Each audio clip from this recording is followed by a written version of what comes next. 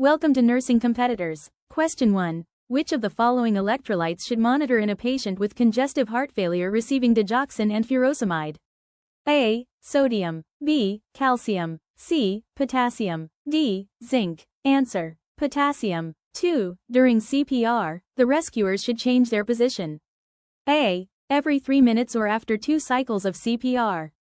B. Every 2 minutes or 5 cycles of CPR. C. Every 5 minutes or 2 cycles of CPR.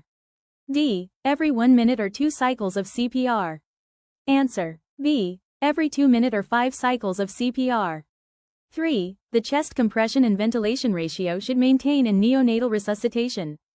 A. 3:1 ratio of 90 chest compression and ventilation every 30 seconds. B. 1:1 ratio of 90 chest compression and ventilation every 90 seconds.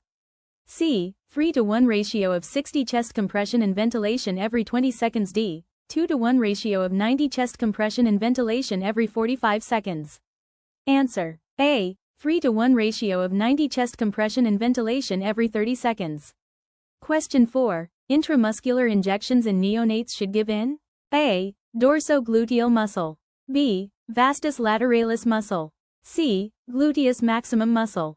D. Deltoid muscle. Answer. B. Vastus lateralis muscle. Question 5. What is the normal plasma osmolality ranges in adult? A. 260 to 270 mosm, L.